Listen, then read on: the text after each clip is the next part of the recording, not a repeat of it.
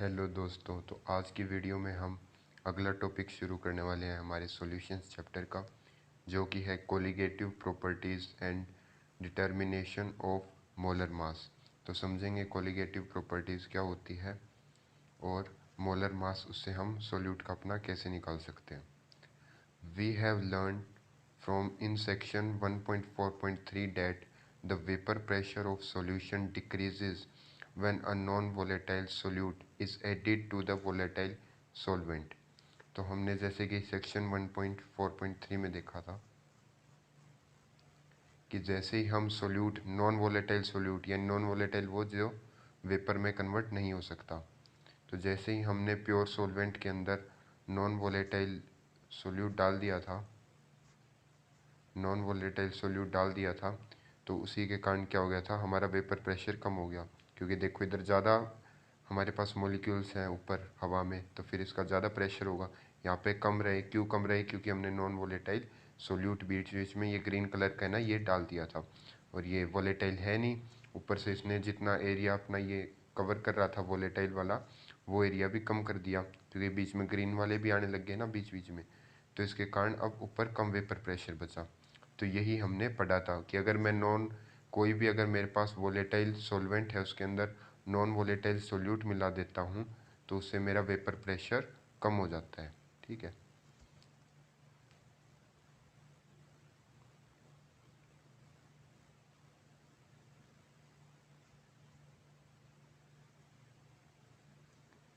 There are many properties of solutions which are connected with this decrease of vapor pressure। अब जैसे कि हम जानते हैं कि मैंने नॉन वोलेटाइल सोल्यूट डाला तो मेरा वेपर प्रेशर डिक्रीज हो जाएगा। अब इससे भी कई प्रॉपर्टीज़ हम कनेक्टेड है, यानी अगर मेरा वेपर प्रेशर डिक्रीज हो जाता है तो उससे कई प्रॉपर्टीज़ मुझे देखने को मिलती है जिसमें भी वेरिएशन आ जाता है। तो देखते हैं ऐसी क्या क्या प्रॉपर्टीज़ में चेंजेस आ जाते हैं।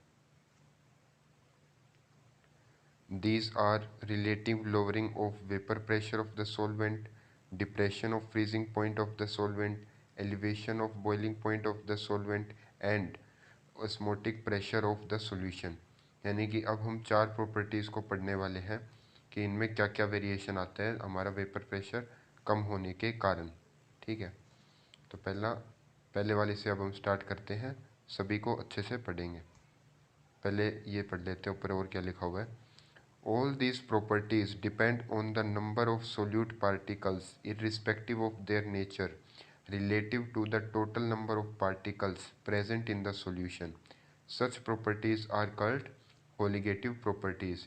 colligative properties कौन सी properties होती है? वो property जो सिर्फ number of solute particles पे डिपेंड करे, ये बात पे डिपेंड ना करे कि उस solute का क्या नेचर है। इस चीज़ से उसको कुछ भी फर्क नहीं पड़ता।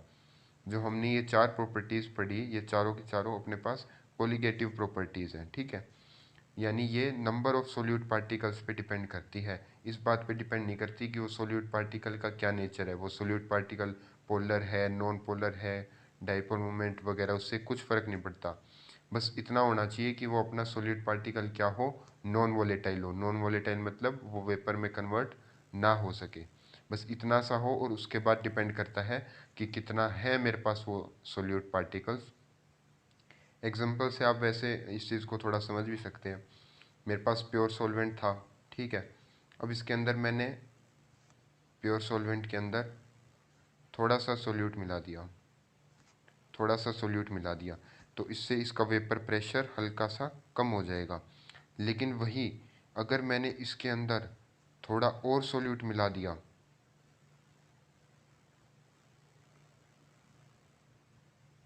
थोड़ा और सोल्यूट मिला दिया इसके अंदर, पहले जितना था उससे भी ज़्यादा मिला दिया, तो इसका वेपर प्रेशर और कम हो जाएगा। ठीक है, तो इसका ये मतलब है कि अगर मैं सोल्यूट को ज़्यादा बढ़ाता जाऊँगा तो उसका वेपर प्रेशर कम होता जाएगा। यानी सोल्यूट के नंबर पे डिपेंड कर रहा है, उसके नेचर पे डिपेंड नहीं कर रहा। क्योंकि अगर मैं सोल्यूट, मान लो पहले मैंने ग्लूकोज डाला फिर यूरिया डाला, तो भी कुछ ज़्यादा फर्क नहीं पड़ेगा। नंबर से फ़र्क पड़ता है कि सोल्यूट पार्टिकल कितना डाला, चाहे आप यूरिया डाल लो, ग्लूकोज डाल लो, क्योंकि ये सारे नॉन वोलेटाइल होते हैं ना। तो इसलिए उन चीज़ों पे डिपेंड नहीं करता आपने क्या डाला, आपने कितनी क्वांटिटी में डाला, वो चीज़ मायने रखती है। और उसी को कहते हैं कोलिगेटिव प्रॉपर्टीज़। ठीक है, इसका मतलब भी देख लो। कोलिगेटिव लैटिन से लिया गया ये word. Co means together, ligare means to bind, ठीक है, लेगर या फिर लाइगर मीन्स टू बाइंड। तो यानी कि बहुत सारे को यानी कि टुगेदर बहुत सारी चीज़ों के बाइंड होने से जो इफ़ेक्ट आए, क्योंकि इसमें नेचर की तो बात ही नहीं कर रहे ना हम, बात किस चीज़ की कर रहे हैं कि नंबर से फ़र्क पड़ता है कि कितने नंबर में है, नेचर की बात नहीं है। इसलिए टुगेदर टू बाइंड यानी कितने सारे मिलके कितने बाइंड हो रहे हैं हमारे टोटल नंबर से, यानी नंबर पे डिपेंड करता है, नेचर पे डिपेंड नहीं करता। और किससे रिलेटेड है ये भी देख लो, relative to total number of particles, यानी कितने सोल्यूट पार्टिकल्स मैंने डाले हैं टोटल सॉल्यूशन के पार्टिकल के अंदर। जो टोटल मेरा सॉल्यूशन बना है उसके अंदर कितने सोल्यूट के पार्टिकल है, इस चीज़ पे कोलिगेटिव प्रॉपर्टी डिपेंड करती है, सोल्यूट के नेचर पे डिपेंड नहीं करती। आगे हम और भी अच्छे से इसको सब कुछ समझेंगे। यहाँ पे लिखा भी हुआ है, in the following sections we will discuss these properties one by one. ठीक है, तो 4 प्रॉपर्टी बताई थी वो एक एक करके अब हम पढ़ने वाले हैं। पहली प्रॉपर्टी कौन सी है, relative lowering of vapour pressure. ये तो हम जाहिर सी बात है पहले भी पढ़ चुके हैं कि वेपर प्रेशर कम हो जाता है अगर प्योर सॉल्वेंट के अंदर मैं नॉन वोलेटाइल सोल्यूट मिला दूंगा तो वेपर प्रेशर मेरा कम हो जाएगा। तो चलिए इसको भी डिटेल में पढ़ लेते हैं।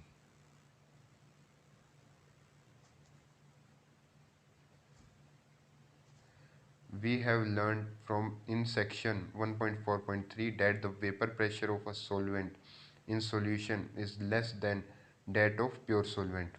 सीधी सी बात है भाई, अब मेरा वेपर प्रेशर उस सॉल्वेंट का कम हो जाएगा किसके अंदर, सॉल्यूशन के अंदर, रेदर देन जिस प्योर सॉल्वेंट का ज़्यादा था। मतलब यही है कि जब मेरे पास एक टाइम पे मान लो बीकर है उसमें प्योर सॉल्वेंट है तो उसका वेपर प्रेशर मैं क्या मान रहा हूँ, P01। ठीक है, ये इसका था।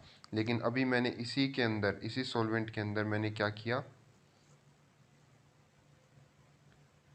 इसी सॉल्वेंट के अंदर अब मैंने नॉन वोलेटाइल सोल्यूट डाल दिया। ठीक है, तो थोड़ा बहुत नॉन वोलेटाइल मैंने सोल्यूट डाल दिया इसके अंदर।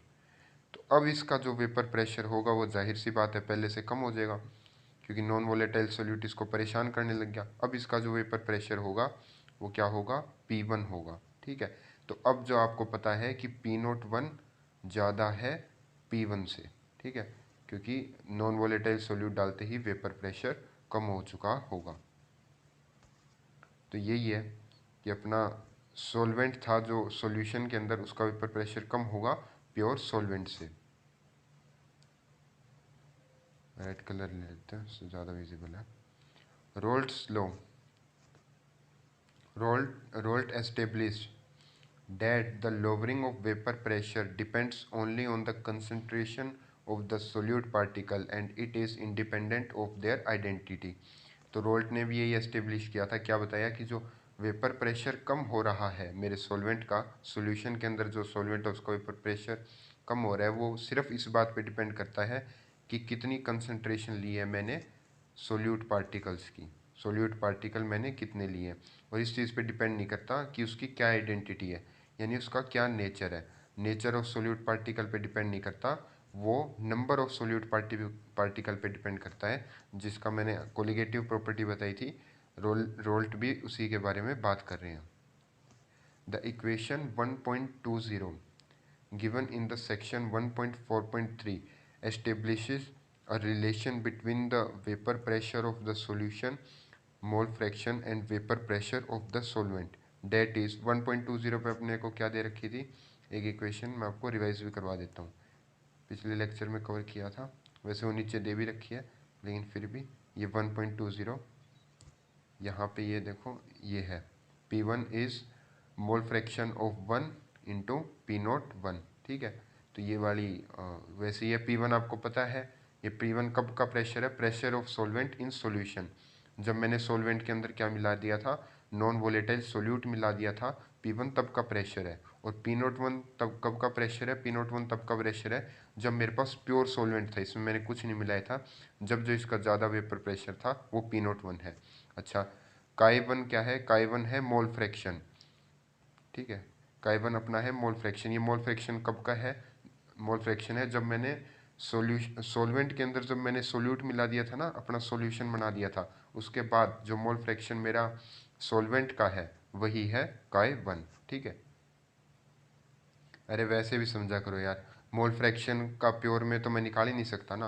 प्योर के अंदर तो सिर्फ सॉल्वेंट होगा, तो उसके अंदर तो मोल फ्रैक्शन सीधी सी बात है 1 के इक्वल ही होगा, है ना। उसके अंदर कुछ और थोड़ी मिला रखे मैंने आपको, मैंने बताया है कि मोल फ्रैक्शन सभी कंपोनेंट्स के सॉल्यूशन का एक ही होता है। चाहे वो अगर 20 कंपोनेंट मिला दूंगा तो सभी का मोल फ्रैक्शन जोड़ जोड़ के एक के इक्वल ही आएगा, 1 के इक्वल ही आएगा। तो अगर मैं एक कंपोनेंट लूंगा तो मोल फ्रैक्शन 1 के इक्वल ही होगा। तो इसके अंदर उसकी बात नहीं कर रहे, मोल फ्रैक्शन किसकी बात कर रहे हैं, सॉल्यूशन के अंदर जो अपना सॉल्वेंट है उसके मोल फ्रैक्शन की बात कर रहे हैं। ठीक है,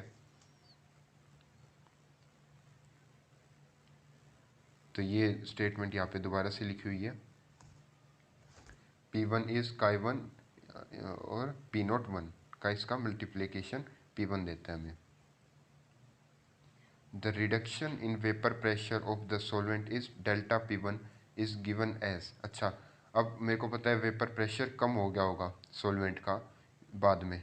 तो पहले मान लो कितना था मेरे पास, पहले था मेरे पास P01, जब वो प्योर स्टेट में था। अब उसके अंदर मैंने नॉन वोलेटाइल सोल्यूट मिला दिया तो उसका प्रेशर कम हो गया, जिसको मैं P1 से डिनोट कर रहा हूँ। ठीक है, तो ये आ गया मेरा।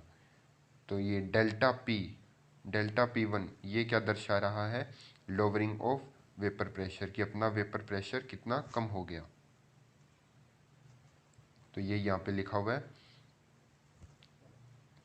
Delta P1 is P01 minus P1 which is equal to, अब P1 को मैं क्या लिख सकता हूँ, P1 को मैं लिख सकता हूँ ये, P1 को ये लिख सकता हूँ। तो यहाँ पे P1 को मैंने ये लिख दिया। ठीक है, P01 तो एज इट इज़ रहेगा, यहाँ पे P01 माइनस P1 को लिख दिया मैंने P01 काय 1। ठीक है, तो ऐसे करके हमारा ये बन जाएगा।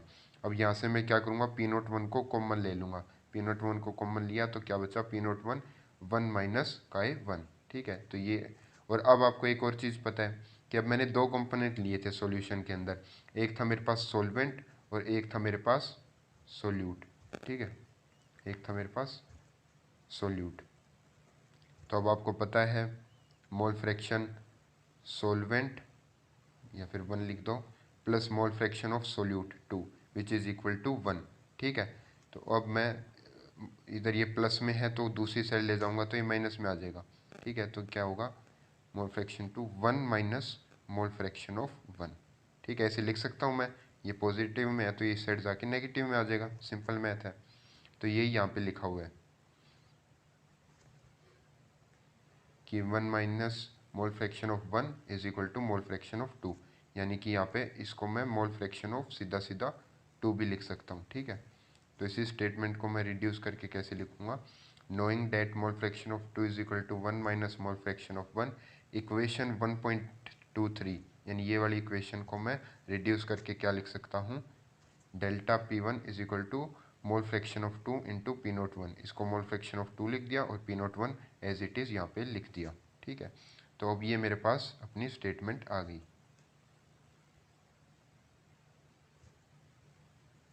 In a solution containing several non-volatile solutes, the lowering of vapor pressure depends on the sum of mole fraction of different solutes। अच्छा, अभी तक तो मैं बाइनरी सॉल्यूशन की बात कर रहा था जिसमें एक सॉल्वेंट था एक सोल्यूट था। अब ज़रूरी थोड़ी है, कई कहेंगे कि भाई आप दो चीज़ें क्यों, आप और भी चीज़ें डालो इसके अंदर। मैंने कहा ठीक है भाई, ये मेरा सोल्वेंट था, इसमें मैंने ग्रीन कलर का सोल्यूट डाल दिया, नॉन वोलेटाइल ही डालूंगा सोल्यूट। ठीक है, यहाँ पे मैं जितनी बात कर रहा हूँ नॉन वोलेटाइल के लिए कर रहा हूँ, ब्लू कलर का डाल दिया और येलो कलर का। ठीक है, तो मेरे पास चार कंपोनेंट हो गए, एक तो मेरे पास सोल्वेंट था और तीन मैंने सोल्यूट डाल दिए। अब मैंने आपको एक चीज़ समझाई थी, कोलिगेटिव प्रॉपर्टी का क्या मतलब होता है, कि colligative property number of solute particle पे डिपेंड करती है, इस बात पे डिपेंड ही नहीं करती कि मैंने कौन से नेचर के डाले हैं। ठीक है, मैंने अलग अलग नेचर के डाले हैं, कोई ब्लू डाला है, कोई येलो डाला है, कोई ग्रीन डाला है, लेकिन इस चीज़ पे कोलिगेटिव प्रॉपर्टी डिपेंड ही नहीं करती। कोलिगेटिव प्रॉपर्टी डिपेंड करती है नंबर ऑफ सोल्यूट पार्टिकल्स पे। तो अब जो मैं पहले डिफाइन कर रहा था इस चीज़ को, जैसे डेल्टा पी इज़ काई 2 इंटू P01। अब काई 2 में मैं क्या ले रहा था, काई 2 का मतलब था अपना क्या था, जो सोल्यूट के हैं, सोल्यूट के मोल फ्रैक्शन, क्योंकि काई 1 मैंने सोलवेंट के लिए थे ना, तो 1 माइनस काई 1 को मैंने काई 2 लिख दिया था, तो काई 2 थे सोल्यूट के क्या मोल फ्रैक्शन। अब तब तो मैंने एक ही सोल्यूट लिया था तो उसका एक का ही मोल फ्रैक्शन लिखूंगा। तो अब मैं काई 2, अब मैंने जो नया सॉल्यूशन लिया है इसमें तो मैंने 3 सोल्यूट लिए हैं। तो अब इन 3 सोल्यूट का मैं मोल फ्रैक्शन कैसे लिखूंगा, इन तीनों सोल्यूट का मोल फ्रैक्शन मैं जोड़ के काई 2 बना दूंगा, ठीक है। तो इसके अंदर अगर मैं ये वाले सोल्यूशन की बात करूं तो मैं क्या कहूँगा कि काई 2 है, जो मेरा काई 2 है, दूसरे कलर से लिख देता हूँ, काई 2 है उसको मैं क्या कहूँगा, काई ऑफ ब्लू प्लस, यानी मोल fraction of blue plus mole fraction of green plus mole fraction of yellow, ठीक है, सभी का मिला दूंगा। अच्छा मैंने ऐसा क्यों कहा, क्योंकि सीधी सी बात है, जो मेरी कोलिगेटिव प्रॉपर्टी है जो मैं पढ़ रहा हूँ ये किस पे डिपेंड करती है, सिर्फ नंबर ऑफ सोल्यूट पार्टिकल से। मुझे फ़र्क ही नहीं पड़ता सोल्यूट पार्टिकल में ग्रीन येलो ब्लू कुछ भी लेता रहूँ, ब्लैक ले लूँगा, बस मेरे को इतना फ़र्क पड़ता है कि उसका नंबर क्या है, कितने अमाउंट में वो प्रेजेंट है, ठीक है। तो यही यहाँ पे इसमें भी ये लिखा है कि अगर कोई सॉल्यूशन है उसमें बहुत सारे नॉन वोलेटाइल सोल्यूट भी है ना, तो lowering of vapour pressure depends on the sum of mole fraction of different solute. सभी डिफरेंट सोल्यूट का मोल फ्रैक्शन का सम कर दूंगा और उसी को चाहे मैं काई 2 कह दूंगा और ऐसे करके अपनी ये इक्वेशन बन जाएगी, ठीक है। तो इक्वेशन 1.24 को और भी मैं कैसे लिख सकता हूँ, अब तो भाई सिंपल सी बात है, ऐसी घुमा घुमा के कैसे ही लिखते रहो। क्या है, पी नोट डेल्टा P1 है ना। अब देखो ये काई 2 से P01 मल्टीप्लाई हो रहा है तो दूसरी साइड जाके डिवाइड हो जाएगा, तो डेल्टा P से P01 डिवाइड हो गया। इस तरफ क्या बचा, मोल फ्रैक्शन ऑफ 2, ठीक है। तो इस साइड बचा मोल fraction of 2।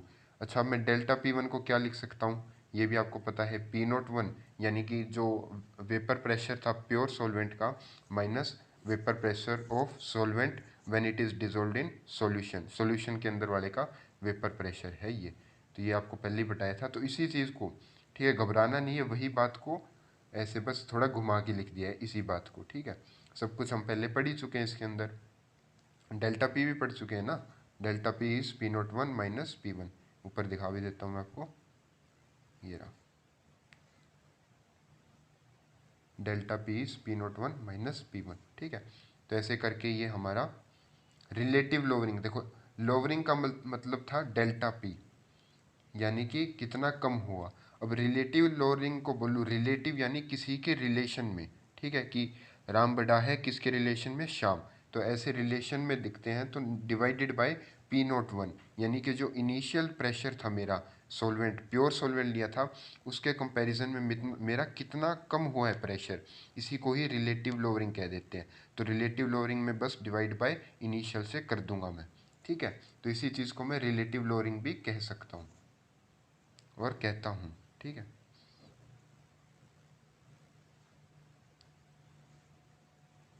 The expression on the left hand side of the equation as mentioned earlier is called relative lowering of vapor pressure and is equal to the mole fraction of the solute, ठीक है। तो इसी को ही मैं relative lowering, left hand side में ये लिखा हुआ है, इसी को ही मैं relative lowering of vapour pressure, ठीक है, ये शॉर्ट फॉर्म में लिख दिया RLVP, relative lowering of vapour pressure, ठीक है। तो इसी को ही मैं ये कह सकता हूँ, और ये किसके इक्वल आ गया अपना, मोल फ्रैक्शन ऑफ सोल्यूट के, है ना। ये देखो मोल, Chi2 क्या था, मोल फ्रैक्शन ऑफ सोल्यूट। ये अगर बहुत सारे भी लूँगा तो उन सब का सम करके मैं ये निकाल दूंगा, ठीक है। और वैसे आपको उस चीज़ की चिंता वैसे भी नहीं लेनी, क्योंकि हमारे आमतौर पे बाइनरी सॉल्यूशन की हम बात करते हैं, ज़्यादा कॉम्प्लेक्स हम नहीं जाते, ठीक है। The above equation can be written as, तो ये तो वही है P01 minus P1 bye P01, है ना। इसको लिखा है delta P1 divided by P01 को हमने ऐसे लिख दिया। अब इज इक्वल टू ये, अब ये क्या है भाई, अरे ये मोल फ्रैक्शन ऑफ 2, मोल फ्रैक्शन क्या होता है, मोल्स ऑफ सोल्यूट, ठीक है। मोल फ्रैक्शन में सोल्यूट का निकाल रहा हूँ तो मोल फ्रैक्शन ऑफ, मोल फ्रैक्शन में सोल्यूट का निकाल रहा हूँ तो ऊपर क्या आएगा, moles of solute divided by total moles, जितने भी मोल्स हों वो उन सबका डिवाइड करके मैं निकाल दूंगा। अभी मैं 2 की बाइनरी सॉल्यूशन की बात कर रहा हूँ, तो नीचे 2 का आ जाएगा। N1 क्या है, N1, ठीक है, ये N1 है मोल्स ऑफ सॉल्वेंट, ठीक है। N2 क्या है, मोल्स ऑफ सोल्यूट। तो ऐसे करके ही निकाल देंगे। Here N1 and N2 are the number of moles of solvent, N1 है solvent का और N2 है solute का, respectively present in the solution. ठीक है। For dilute solution N1 is far greater than N2। ठीक है, डाइल्यूट सॉल्यूशन यही बताया था भाई। डाइल्यूट सॉल्यूशन का मतलब होता है जिसमें सॉल्वेंट कम प्रेजेंट हो, कम मात्रा में प्रेजेंट हो। और कंसंट्रेटेड सॉल्यूशन का मतलब क्या होता है, जिसमें सोल्यूट ज़्यादा मात्रा में प्रेजेंट हो। तो सीधी सी बात है, अगर डाइल्यूट सॉल्यूशन है मतलब कि सोल्यूट कम मात्रा में प्रेजेंट है, और इसका सीधा सा मतलब क्या है, मोल्स सोल्यूट के कम है, किससे, सॉल्वेंट से। और बहुत कम है ना, 2 बार करा हुआ है, यानी काफ़ी कम है, इसलिए अपना ये डाइल्यूट सॉल्यूशन है। तो डाइल्यूट सॉल्यूशन के लिए अब मैं क्या कर सकता हूँ, N2 को नेगलेक्ट कर सकता हूँ in the denominator we have. ठीक है, यानी कि डिनोमिनेटर के अंदर, ये जो मेरा डिनोमिनेटर के अंदर N2 है, इसको मैं नेगलेक्ट कर सकता हूँ। ठीक है, अब कई पूछ भी सकते हैं भाई, आप न्यूमरेटर में भी N2 है तो इसको मैं नेगलेक्ट क्यों नहीं कर सकता। तो एक बात हमेशा ध्यान रखना, नेगलेक्ट मैं तब करता हूँ तब वो प्लस या माइनस में हो। मल्टीप्लीकेशन में चीज़ है, जैसे ऊपर N2 है तो N2 कैसे लिख सकता हूँ ना, N2 मल्टीप्लाई बाई 1। तो N2 मल्टीप्लीकेशन के अंदर है, नीचे N2 प्लस के अंदर है, N1 प्लस N2 है। तो जो चीज़ प्लस में है ना, उसको मैं नेगलेक्ट कर सकता हूँ। एक एग्जांपल के साथ भी सिखाता हूँ मैं आपको, चलो। ठीक है, ये वैसे तो बहुत बेसिक चीज़ है, लेकिन फिर मैं चाहता हूँ कि कोई भी छूटे ना बच्चा। ठीक है, तो जैसे मैं N2 की वैल्यू मान लेता हूँ क्या है, 2 है। ठीक है, अब एक तो मैं 100 को मल्टीप्लाई करूँ 2 से, तो ये हो जाएगा 200। और एक मैं 100 में प्लस करूँ 2, तो ये क्या हो जाएगा, 102। तो देखो, अब मैंने कहा 2 तो बहुत छोटी सी वैल्यू है 100 के कंपैरिजन में, तो मैं क्या करता हूँ, 2 को नेगलेक्ट कर देता हूँ। तो मैं 100 के अंदर से 2 को नेगलेक्ट करूँगा तो कितना बचेगा, 100। तो यानी 100 और 102 में कितना ही फ़र्क है, 2 का, यानी बहुत थोड़ा सा ही फ़र्क है। लेकिन वहीं अगर मैं 2 को नेगलेक्ट कर दूँ 100 के मल्टीप्लिकेशन में, तो क्या आ जाएगा, 100 मल्टीप्लाई बाई 1 यानी कि 100। तो देखो कितना ज़्यादा फ़र्क हो गया, ये तो 2 गुना आ रहा था इससे, यानी पहले 200 आ रहा था, अब 100 आ रहा है। तो इसका मतलब समझाने का क्या था, कि अगर कोई भी चीज़ है तो प्लस माइनस में मैं उसको नेगलेक्ट कर सकता हूँ अगर वो छोटी है, मल्टीप्लाई के अंदर मैं उसको नेगलेक्ट नहीं कर सकता। ठीक है, तो अब मैं N2 को यहाँ पे नेगलेक्ट नहीं करूँगा, N2 को नीचे कर दूंगा क्योंकि ये प्लस के अंदर आ रहा है। तो यहीं से अपना बनेगा क्या, P01 माइनस P1। ठीक है, यही स्टेटमेंट अपनी, N2 डिवाइडेड बाई N1। यहाँ से N2 को मैंने नेगलेक्ट कर दिया क्योंकि ये प्लस में था। ठीक है, और हम इसको और भी कैसे लिख सकते हैं भाई, और भी सिंप्लीफिकेशन में, ये तो सेम ही रहेगा, P01 minus P1 divided by P01 is equal to N2 moles of 2। ठीक है, मोल का फॉर्मूला आपको पता ही होगा, गिवन मास। ठीक है, W2 से लिख दूंगा मैं, बाई में मोलर मास M2 से लिख दूंगा। ठीक है, तो यही है W2 डिवाइडेड बाई M2। ऐसे ही N1 को कैसे लिख सकता हूँ मैं, weight of 1 divided by molar mass of 1। तो ऐसे करके ये पूरा अपना सिंपल है, मोल्स का फॉर्मूला तो ये, तो ऐसे करके हमारा ये वाला फॉर्मूला भी निकल जाएगा। कैसे ही कह सकते हैं, ठीक है, इतना आप सोचोगे ये भी याद करना है ये भी याद करना है, नहीं, बस सिंपल सा एक फॉर्मूला हमें सबसे पहला वाला, अगर आपको अंडरस्टैंडिंग है जो मैंने अच्छे से समझाया है और आपने रटा नहीं है, तो सिर्फ आप एक ये ध्यान रखोगे तो आपका सभी सारे के सारे बिल्कुल आसानी से निकल जाएंगे। ठीक है, कोई प्रॉब्लम नहीं आएगी क्योंकि हमने सब चीज़ को अच्छे से समझ के किया है, कोई चीज़ हवा में नहीं की कि याद कर लो या ऐसा कुछ रट लो, सब समझा हुआ है। हेयर W1 एंड W2 बताया था are the masses, and M1 and M2 are the molar masses of solvent and solute respectively. ठीक है, यानी कि W1 और M1 सॉल्वेंट के लिए है, W1 क्या है उसका मास, और M1 क्या है उसका मोलर मास। W2 और M2 सोल्यूट के लिए, W2 मास है सोल्यूट का और M2 क्या है, मोलर मास है सोल्यूट का, जो कि हमने लिया है। ठीक है, from the equation 1.28, knowing all the other quantities and the molar mass of solute can be calculated। ठीक है, तो इसी से हम मोलर मास सोल्यूट का निकाल सकते हैं, कैसे, बाकी सारी क्वांटिटीज़ को जानते हुए। मान लो P01 पता है मुझे, P1 पता है, P01 तो पता ही है। ठीक है, W2 पता है मेरे पास, M1 पता है मेरे को, W1 पता है, तो मैं M2 निकाल सकूँगा। तो सिंपल सी बात है ये तो, कि बाकी सारी चीज़ों की वैल्यू पता हो तो मैं वो जो चीज़ बची हुई है उसकी वैल्यू मैं निकाल सकता हूँ। और ऊपर भी मतलब इसी टॉपिक के स्टार्टिंग में बात की गई थी कि डिटर्मिनेशन ऑफ मोलर मास, यानी मैं मोलर मास निकालना सीखूंगा। तो वही हमने देख लिया भाई। बाकी सारी चीज़ों का अगर मुझे पता है तो मैं मोलर मास भी निकाल सकूंगा।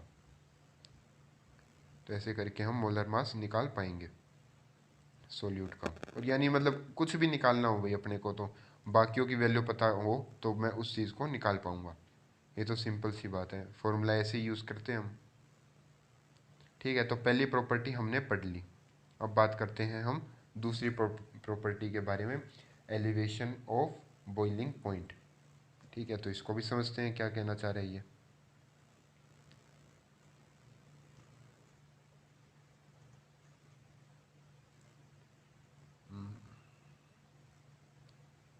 ठीक है, the vapour pressure of a liquid increases with the increase of temperature. ये भी हम जानते हैं भाई, किसी भी लिक्विड है, कोई भी लिक्विड है, चाहे प्योर लिक्विड ले लो या प्योर सॉल्वेंट ले लो या फिर मैं सॉल्यूशन ले लूँ, अगर मैं टेम्परेचर बढ़ाऊंगा तो इसके पास और एनर्जी आएगी और वो जल्दी वेपर्स के अंदर कन्वर्ट हो जाएगा। ठीक है, तो ये तो हम जानते ही हैं गर्म करने से। जैसे पानी को भी हम गर्म करते जाते हैं तो एक टेम्परेचर पे आके वो पूरा भाप में कन्वर्ट हो जाता है। ठीक है, भाप में कन्वर्ट हो जाता है, वो भी इक्विलिब्रियम भी आता है, वो भी आगे आएगा। It boils at the temperature at which its vapour pressure is equal to the atmospheric pressure. ठीक है, पिछले वीडियो में भी मैंने समझाया था बॉइलिंग का मतलब क्या होता है। अपने पास बॉइलिंग का यही मतलब होता है कि जो हमारे सॉल्वेंट वाले हैं, जो भी हमारे पास मैंने कोई भी सॉल्यूशन ले रखा है, जो कुछ भी ले रखा है, चाहे सॉल्यूशन ले लो सॉल्वेंट ले लो, उससे कुछ फ़र्क नहीं पड़ता, जो भी मैंने ले रखा है। ठीक है, मान लो सॉल्वेंट ले रखा है, अब इसका जो लिक्विड है, इनका वेपर प्रेशर जब 1 एटमॉस्फेयर के बराबर हो जाए, 1 एटमॉस्फेयर या फिर ऐसे कह लो कि बाहर के प्रेशर के बराबर हो जाए, जो मेरा बाहर का प्रेशर है उसके बराबर जब इनका लिक्विड का वेपर प्रेशर हो जाए, तो वो क्या करते हैं, हवा में आने लग जाते हैं, उनकी क्या हो जाती है, बॉइलिंग शुरू हो जाती है। जैसे कि पानी का एग्जांपल आपको पता है, पानी की बॉइलिंग कब होती है, 100 डिग्री सेल्सियस पे, क्योंकि 100 डिग्री सेल्सियस के ऊपर जो हमारे लिक्विड के, जो हमारे लिक्विड होते हैं पानी के, उनका वेपर प्रेशर किसके इक्वल हो जाता है, एटमॉस्फेयर का वेपर प्रेशर के इक्वल हो जाता है। तो इसके लिए वो क्या, बॉईल होना शुरू हो जाते हैं, हवा में आना सब शुरू हो जाते हैं, भाप बननी शुरू हो जाती है। ठीक है, तो यही होता है अपना बॉइलिंग। और आपको वैसे मैं बता दूं कि हमेशा आप सोच रहे हो कि लिक्विड का वेपर प्रेशर का क्या मतलब है। वेपर प्रेशर हमारे पास यहाँ तक सॉलिड का भी होता है। ठीक है, बहुत कम होता है लेकिन सॉलिड तक का भी वेपर प्रेशर होता है, लिक्विड का भी वेपर प्रेशर होता है, सॉलिड का भी वेपर प्रेशर होता है। ठीक है, जैसे कि पानी का इतना ज़्यादा नहीं होता। नेफ्थलीन बॉल्स का आपने सुना होगा, जो हम कपड़े वगैरह में डालते हैं ना, रखते हैं जब हम कपड़े, ताकि वो ख़राब ना हो, तो इसलिए उसको आपको जानते हो, सब्लिमेशन प्रोसेस होती है। वो वाइट कलर की सी गोलियां होती है और वो सीधा ही हवा में कन्वर्ट हो जाती है। तो ऐसे ही उनका क्या होता है, सॉलिड का भी वेपर प्रेशर होता है। ठीक है, किसी कंपाउंड का कम होता है, किसी का ज़्यादा होता है, लेकिन होता है। ठीक है, तो देखो क्या है, it boils at the temperature at which its vapour pressure is equal to the atmospheric pressure. तो कोई भी चीज़ कब बॉईल होती है, जब उसका वेपर प्रेशर किसके बराबर हो जाए, एटमॉस्फेयर के प्रेशर के। एग्जाम्पल भी दे रखा है,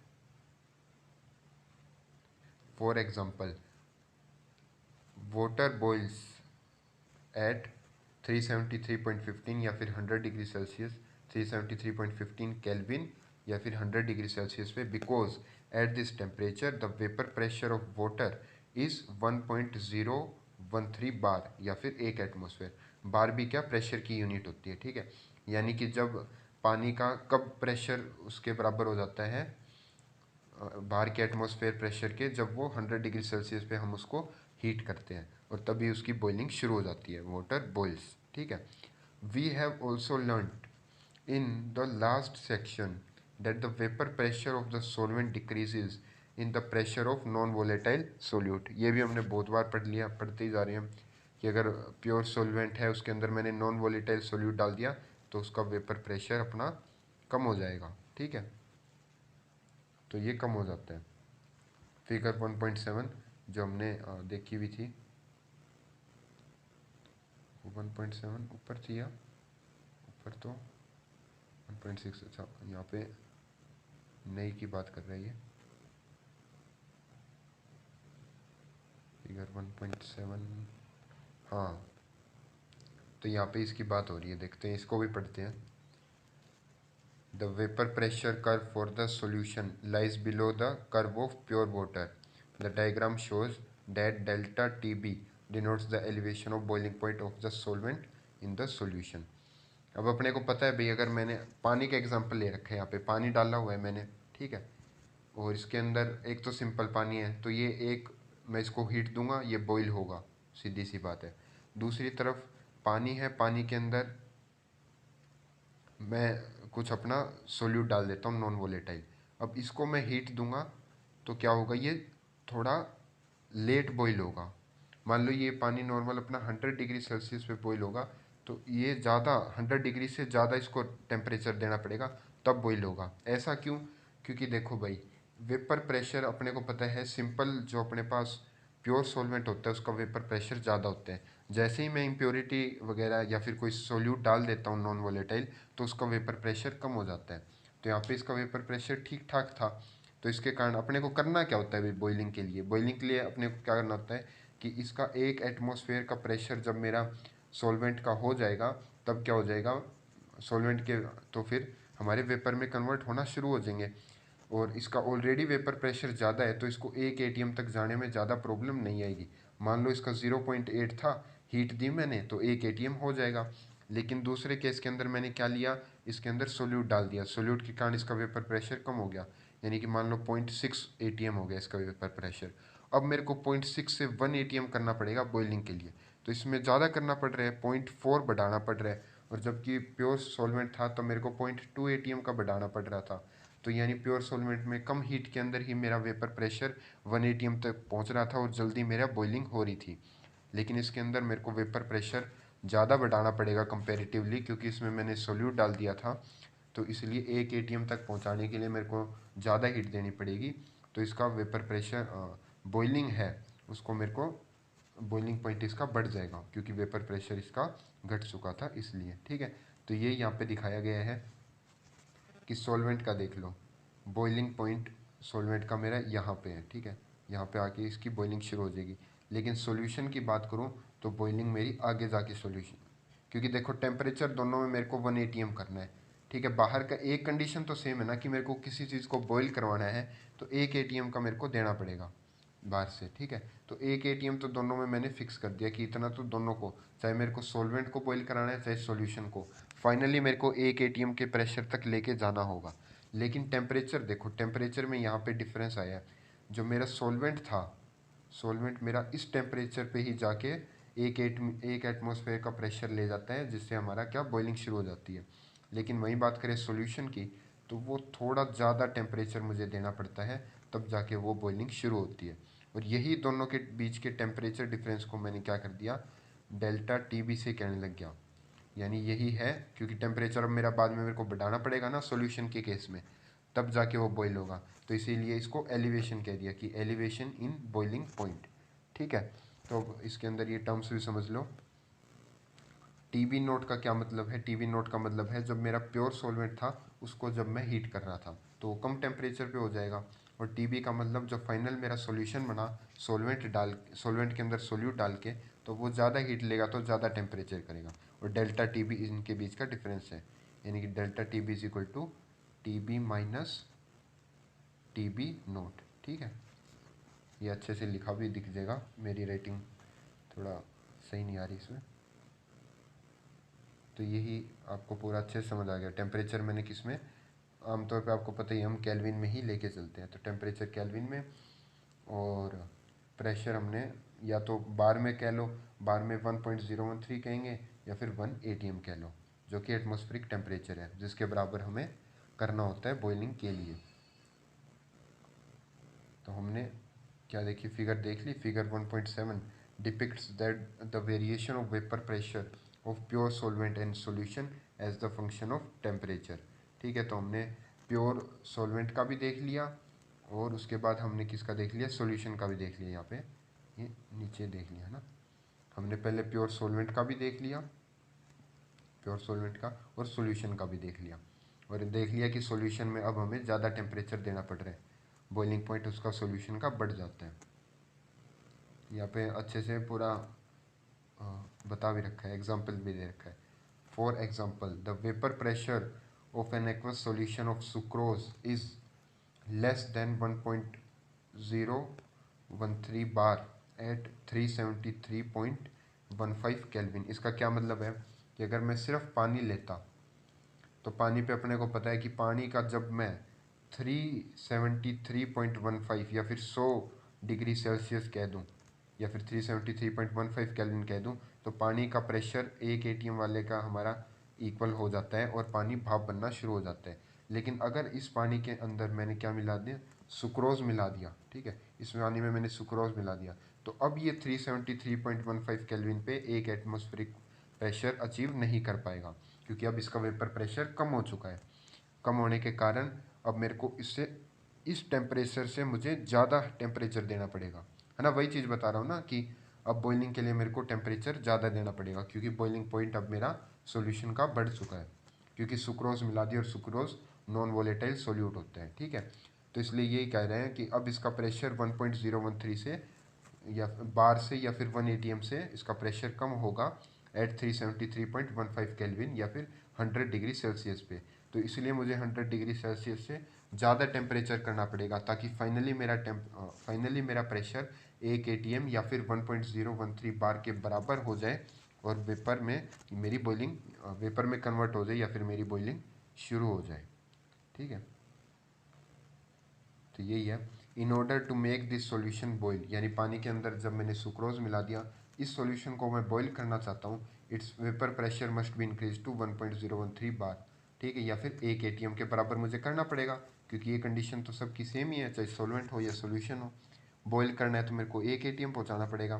तो इसमें और क्या करना पड़ेगा, 100 डिग्री सेल्सियस पे या फिर 373.15 केल्विन पे बात नहीं बन रही, तो इसलिए मैं क्या करूँगा, टेम्परेचर को राइज करूँगा by raising the temperature above the boiling point of pure solvent, यानी water.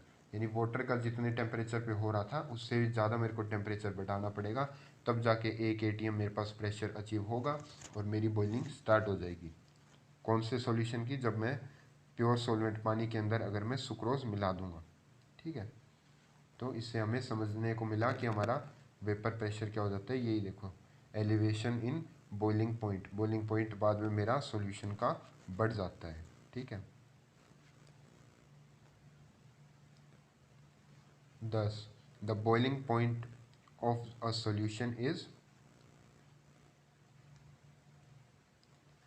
always higher than that of the boiling point of the pure solvent in which the solution is prepared as shown in figure 1.7। तो 1.7 figure मैंने आपको दिखा दी थी कि इसके अंदर हमारा क्या कह रही है कि सॉल्यूशन का हमेशा बॉइलिंग पॉइंट ज़्यादा होगा एज कंपेयर टू किसके, हमारे प्योर सॉल्वेंट के। यही हमने देख लिया, इसी के कारण हम कहते हैं हमारा कि बॉइलिंग पॉइंट बढ़ जाता है, ठीक है। एलिवेशन इन बॉइलिंग, एलिवेशन का मतलब सोचते हो ना, बढ़ जाना किसी चीज़ का, तो एलिवेशन ऑफ बॉइलिंग पॉइंट हमारा यही टॉपिक है और यही हम समझ चुके हैं कि सॉल्यूशन का हमारा बॉइलिंग पॉइंट बढ़ जाता है। Similar to the lowering of vapour pressure, the elevation of boiling point also depends on the number of solute molecules rather than their nature. मैंने बताया था ये चारों की चारों जो प्रॉपर्टी पढ़ रहा हूँ मैं, वो कोलिगेटिव प्रॉपर्टी है, और कोलिगेटिव प्रॉपर्टी किस पे डिपेंड करती है, नंबर ऑफ सोल्यूट पार्टिकल पे, ना कि उसके नेचर पे।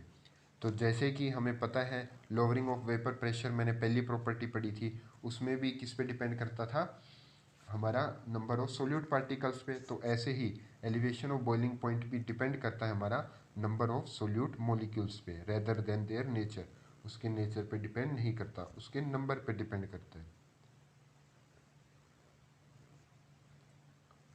देखिए क्या लिखा आगे, a solution of 1 mole of sucrose in 1000 gram of water boils at 373.52 kelvin at 1 atmospheric pressure, ठीक है। 1 एटमॉस्फेरिक प्रेशर यानी बार का प्रेशर कितना है, 1 एटीएम, और हम बार का प्रेशर 1 एटीएम ही लेके चलते हैं, उतना ही अपने को पहुंचाना होता है बॉईल करने के लिए। तो देख लो कितना फ़र्क आ गया। अगर मैंने 1 मोल सुक्रोज मिला दी 1 किलो पानी के अंदर, ठीक है, क्योंकि अमाउंट का फ़र्क पड़ता है ना, यही तो मैंने समझाया कि नंबर ऑफ सोल्यूट, अगर मैं ज़्यादा कर दूंगा तो उससे चीज़ों में वेरिएशन आ जाएगा। अगर मैं 1 मोल जैसे कि मिलाता हूँ पानी के अंदर, तो इसका कितना हो गया वाटर। अब ये जो सोल्यूशन मेरा कितने में बॉयल होगा, 373.52 केल्विन। और पहले कितने पे बॉयल हो रहा था मेरा, अगर प्योर वाटर था 373.15, और अब क्या 373.52, यानी बढ़ गया ना। भले ही थोड़ा बड़ा हो लेकिन बढ़ गया। और अगर मैं ज़्यादा बढ़ाता जाऊँगा उसकी क्वांटिटी, तो उसमें और भी ज़्यादा बढ़ता जाएगा। ठीक है, मान लो अगर मैं सुक्रोज को और बढ़ा दूंगा 2 मोल 3 मोल, तो इसका बॉईल करने के लिए मुझे और टेम्परेचर बढ़ाना पड़ेगा। तो ऐसे ये नंबर ऑफ सोल्यूट पार्टिकल्स पे डिपेंड करता है। ठीक है, let T B naught be the boiling point of the pure solvent and T B the boiling point of the solution. The increase in the boiling point is delta T B minus T B naught is known as elevation of boiling point. तो T B naught में क्या कह रहा हूँ, जो मेरा pure solvent है या फिर प्योर पानी है उसका बॉइलिंग पॉइंट है। और टी बी क्या है, जब मैंने पानी के अंदर मान लो अभी सुक्रोज मिलाई थी तो सुक्रोज मिला दी, तो वो टेम्परेचर क्या है टी बी, वो बॉइलिंग पॉइंट है अपना सॉल्यूशन का। और अपने को पता है सॉल्यूशन का बॉइलिंग पॉइंट ज़्यादा हो जाएगा किससे, प्योर सॉल्वेंट से, क्योंकि उसका वेपर प्रेशर कम हो जाता है ना। तो भाई बात वही घुमा घुमा के बात वहीं आ जाती है अपनी। ठीक है, कि अपना वेपर प्रेशर कम हो जाता है जब मैं सॉल्वेंट के अंदर नॉन वोलेटाइल सोल्यूट मिला देता हूँ। तो डेल्टा टी बी को मैं कैसे लिखूंगा, T B minus T B naught. T B यानी कि अपना बॉइलिंग पॉइंट सॉल्यूशन का, माइनस में करूँगा टी बी नोट अपना बॉइलिंग पॉइंट सॉल्वेंट का। और इसी को कह दूंगा मैं एलिवेशन इन बॉइलिंग पॉइंट, कि सॉल्यूशन का बॉइलिंग पॉइंट बढ़ गया है सॉल्वेंट के कंपैरिजन में।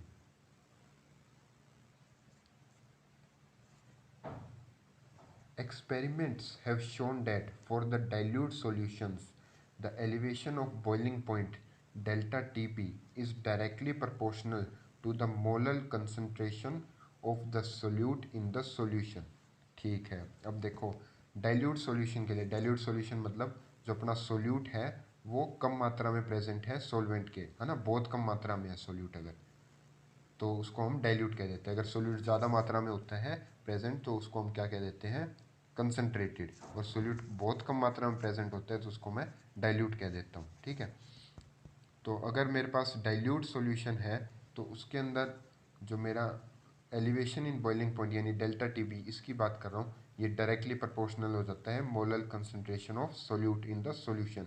मोलर कंसनट्रेशन ऑफ सोल्यूट का क्या मतलब है, इसका क्या मतलब होता है, मोलर, मोलर वैसे मैंने आपको बताया था कंसंट्रेशन टर्म है, इसका मतलब होता है मोल्स ऑफ सोल्यूट, कि सोल्यूट के कितने मोल्स हैं, divided by mass of solvent. ठीक है, सॉल्यूशन नहीं, ये मैंने खास याद करने को बताया था, ध्यान करने को, इन केजी। ठीक है, तो मोलर कंसंट्रेशन ऑफ सोल्यूट का इज इक्वल टू, इसका क्या मतलब होता है, moles of solute divide by mass of solvent in kilogram. ठीक है, तो हमारा डेल्टा टी भी इसके डायरेक्टली प्रोपोर्शनल हो जाता है। अब मैं प्रोपोर्शनैलिटी का साइन हटाऊंगा और इक्वल टू का लगाऊंगा तो मेरे पास एक कांस्टेंट आएगा जिसको मैं के बी कहूँगा। ठीक है, आगे इसको पढ़ते हैं। Here m is molality is the number of moles of solute dissolve in 1 kilogram of solvent. तो यही मैंने बताया था, मोलैलिटी क्या होती है, number of solute, number of moles of solute, है ना, moles of solute divided by solvent, mass of solvent in kilo. ठीक है, तो 1 किलो का ये दिखा रखा है कि मेरा 1 किलो के अंदर 1 किलो सोलवेंट में कितना सोल्यूट प्रेजेंट है, और इसका ये फॉर्मूला होता है। And the constant of proportionality Kb is called boiling point elevation constant और molar elevation constant, या फिर इसको बुलिस्कोपिक कांस्टेंट भी कहते हैं।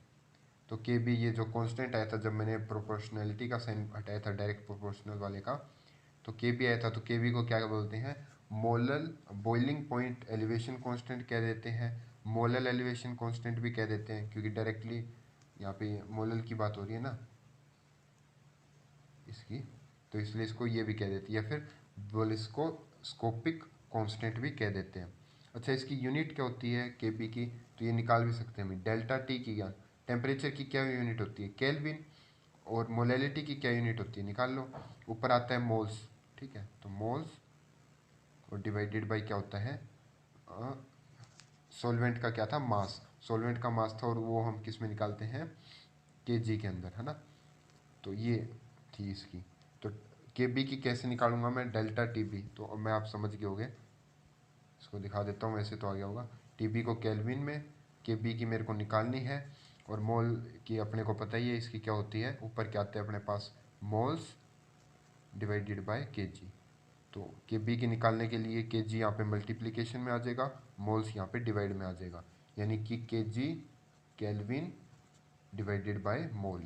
ठीक है, तो ये इसकी अपने को क्या होगी, यूनिट होगी। रटने मत बैठ जाना, इससे आप आराम से निकाल सकते हो। ठीक है, टेम्परेचर की आपको पता ही है, मोल की, मोलल की भी आपको मैंने बता दी, है ना। और वैसे भी आपको समझ है उसकी कि क्या क्या होता है, कि सोल्यूट मोल्स डिवाइडेड बाय मास होता है, तो उससे आप वैसे भी समझ सकते हो, है ना। तो ये है the unit of K B is kelvin K G per mole. ठीक है, values of K B for some common solvents are given in the table 1.3। ठीक है, अब ये ध्यान रखना, ये क्वेश्चन बन भी सकता है, बहुत अच्छा क्वेश्चन बनेगा, कि के बी किस पे डिपेंड करता है, ये डिपेंड करता है अपना सॉल्वेंट के ऊपर। ठीक है, सोल्यूट पे नहीं, सॉल्वेंट के ऊपर डिपेंड करता है ये। ठीक है, बाकी जैसे हम कोलिगेटिव प्रॉपर्टी वगैरह पढ़ रहे हैं तो नंबर ऑफ सोल्यूट पे डिपेंड कर रही है, और ये के बी किस पे डिपेंड करता है, सॉल्वेंट पे, सॉल्वेंट के नेचर पे। ठीक है, कि सॉल्वेंट के नेचर पे। ठीक है, और इसके कुछ कुछ एग्जांपल नीचे दे भी रखे हैं, वो दिखा भी देता हूँ आपको, यहाँ पे दे रखे हैं। तो यहाँ पे सॉल्वेंट दे रखा है, उसके बॉइलिंग पॉइंट, जैसे कोई पानी का 100 डिग्री सेल्सियस, या फिर यहाँ पे केल्विन में दे रखा है तो 373.15। और के बी, है ना, के बी किस पे डिपेंड कर रहा हूँ मैं, सॉल्वेंट पे। अलग अलग सॉल्वेंट का के बी अलग होगा, जैसे पानी का 0.52 है, बेंजीन का 2.53 है, ठीक है, डाई इथाइल ईथर का 2.02 है। तो ये याद नहीं करने, जस्ट बेस आपको ऐसे, है ना, ऑब्जर्व कर रहे हैं हम चीज़ों को, अलग अलग चीज़ों को।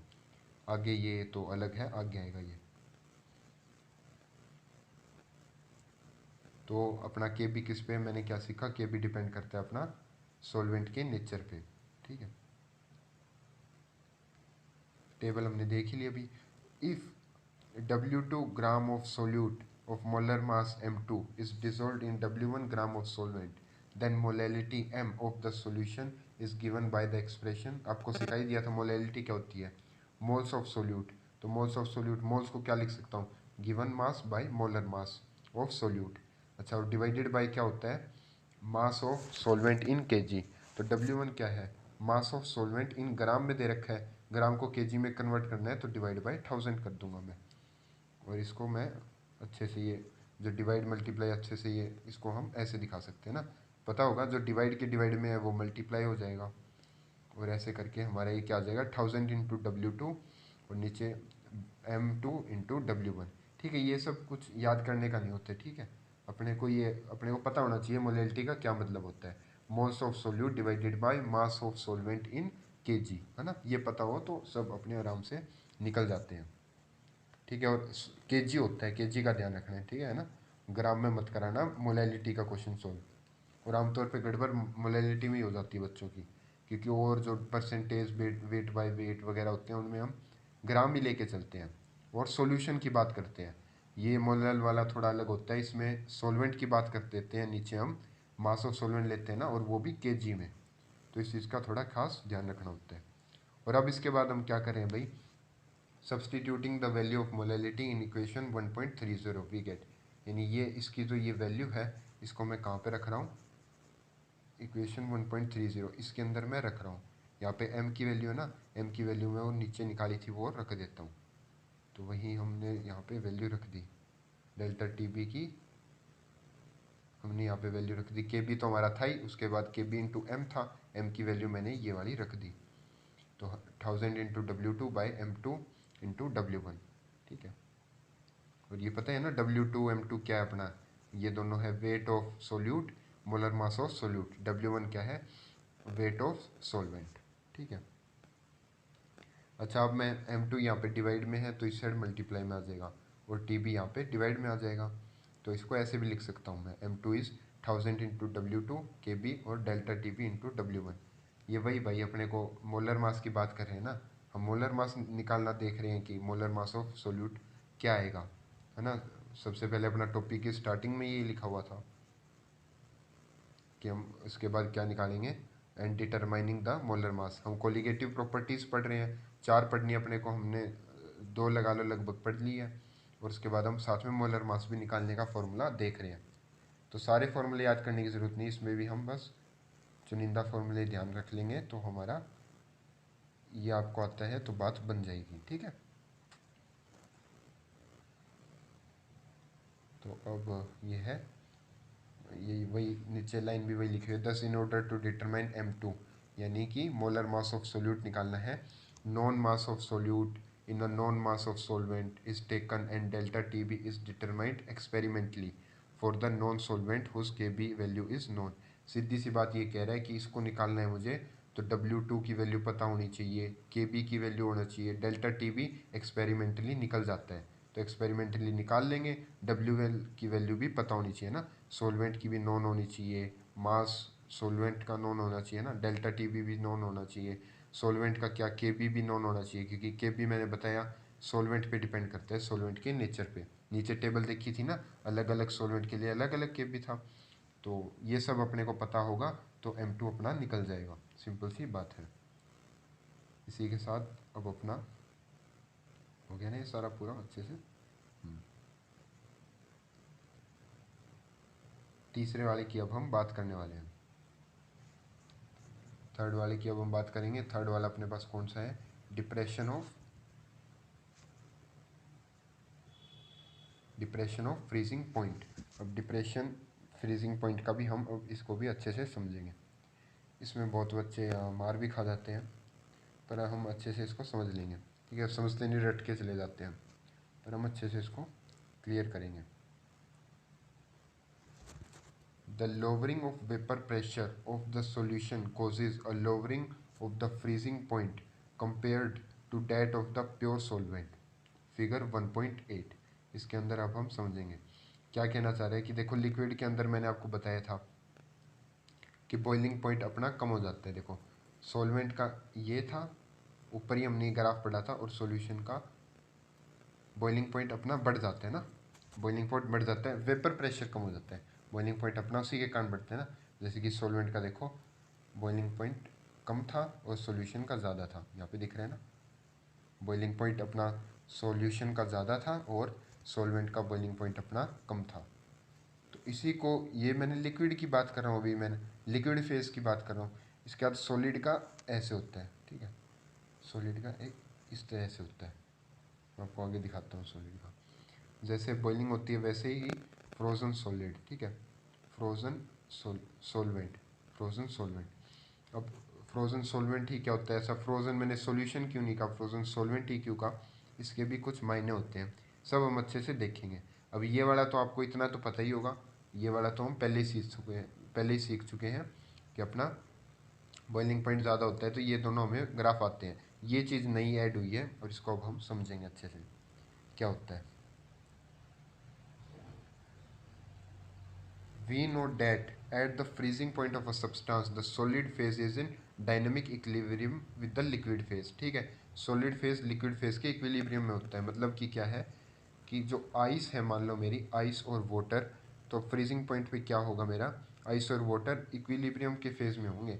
यानी कि अगर मेरा कोई एक मॉलिक्यूल पानी से बर्फ़ बन रहा है तो कोई दूसरा मॉलिक्यूल मेरा बर्फ़ से पानी बन जाएगा। यानी ये अब एक एक तरीके से कांस्टेंट हो जाएगा कि बर्फ़ भी मेरी इतनी ही रहेगी और पानी भी मेरा इतना ही रहेगा।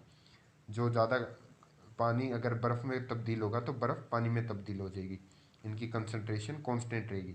लेकिन डायनामिक मैं इसलिए कहता हूँ क्योंकि ये चेंज मतलब एक दूसरे में ऐसे नहीं होता कि रुक जाता है कि अब जो पानी है वो बर्फ़ में कन्वर्ट नहीं हो रहा या बर्फ़ पानी में नहीं हो रही है, लेकिन इनका रेट कांस्टेंट हो जाता है कि मान लो 1 मिनट में मेरे पास 50 पानी के मॉलिक्यूल बर्फ़ में कन्वर्ट हो गए तो 50 बर्फ़ के मॉलिक्यूल मेरे पास पानी में कन्वर्ट हो जाएंगे। रेट बराबर हो जाता है, लेकिन चीज़ें चलती रहती है, आपस में ये बदलते रहते हैं पर कांस्टेंट रेट के साथ। ठीक है, उसी को ही मैं डायनेमिक इक्विलिब्रियम कह देता हूँ, सॉलिड फेज और liquid phase. 10 The freezing point of the substance may be defined as the temperature at which the vapor pressure of the substance in its liquid phase is equal to vapor pressure in the solid phase। तो अब freezing point अब हम समझ सकते हैं freezing point क्या होता है। फ्रीजिंग पॉइंट का मतलब ये होता है एक ऐसा टेम्परेचर जिस पे वेपर प्रेशर सब्सटेंस का लिक्विड फेज में बराबर हो जाए vapour pressure in solid phase.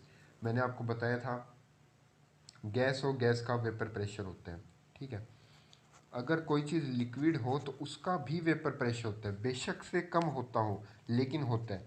और चाहे कोई चीज़ सॉलिड भी हो तो उसका भी वेपर प्रेशर होता है। आपको नेफ्थलीन बॉल्स का एग्जांपल भी बताया था ना, वाटर का तो बहुत कम होता है लेकिन होता है, ठीक है। लिक्विड का भी होता है वेपर प्रेशर और सॉलिड का भी वेपर प्रेशर होता है। और फ्रीजिंग पॉइंट का मतलब क्या होता है कि जब मेरे लिक्विड का वेपर प्रेशर बराबर हो जाए सॉलिड के वेपर प्रेशर के, ठीक है। तो यानी ये वाला प्रेशर मेरा जब इक्वल हो जाए तभी उसको मैं क्या कहूँगा कि वो मेरा फ्रीजिंग पॉइंट आ चुका है। वो टेम्परेचर पे, जिस टेम्परेचर पे ये हो जाए उसी को ही अपना फ्रीजिंग पॉइंट हम कह देते हैं, ठीक है। वैसे तो अटपटी सी ये है डेफिनेशन, पर इसका मतलब यही होता है कि अपना दोनों का लिक्विड का भी जो वेपर प्रेशर है अपना और जो सॉलिड का वेपर प्रेशर है वो दोनों बराबर हो जाए। अपने ग्राफ से भी मैं आपको दिखाता हूँ कि जैसे कि एक टेम्परेचर है, ठीक है, एक पर्टिकुलर टेम्परेचर है, ये टेम्परेचर है। अब इस टेम्परेचर पे क्या हुआ, जो वेपर प्रेशर है ये, अब वेपर प्रेशर जो मेरा लिक्विड का है वो ये इतना है, और जो मेरा फ्रोज़न सॉल्वेंट है जो कि सॉलिड का है वो भी मेरा इतना है। यानी एक टेम्परेचर पे, ठीक है, ये एक टेम्परेचर है ना, इस एक टेम्परेचर पे इन दोनों का मेरा वेपर प्रेशर फ्रोज़न यानी सॉलिड का भी और सॉल्यूशन का भी दोनों का मेरा बराबर हो गया। तो इसको मैं क्या कह देता हूँ, फ्रीजिंग पॉइंट, ठीक है। डेल टी एफ नोट इसका मतलब है फ्रीजिंग पॉइंट। और टी एफ नोट, नोट वाला तो मैं बता रहा हूँ ना प्योर के लिए यूज़ होगा, यानी कि अगर मेरा कोई प्योर लिक्विड था वो प्योर सॉलिड में कन्वर्ट हो रहा है, उसका फ्रीजिंग पॉइंट है ये, ठीक है। टी एफ नोट यानी कि मैं प्योर चीज़ों की बात कर रहा हूँ, मैं नोट इसमें मैं उन्हीं चीज़ों पे लगा रहा हूँ ना जब प्योर की बात कर रहा हूँ मैं। तो टी एफ नोट यानी कि freezing point of pure solvent, यानी प्योर पानी का फ्रीजिंग पॉइंट। और दूसरी तरफ अगर मैं बात करूँ सॉल्यूशन की, तो सॉल्यूशन का देखो इस पॉइंट पे कहीं जाके, इस पॉइंट पे जो मेरा सॉलिड है और जो मेरा सॉल्यूशन है इन दोनों का वेपर प्रेशर एक पर्टिकुलर टेम्परेचर पे क्या हो रहा है, सेम बराबर हो रहा है। तो यही है अपना फ्रीजिंग पॉइंट, लेकिन किसका, सॉल्यूशन का। तो देखो सॉल्यूशन का फ्रीजिंग पॉइंट कम है और जो मेरा लिक्विड सॉल्वेंट है उसका फ्रीजिंग पॉइंट अपना ज़्यादा है।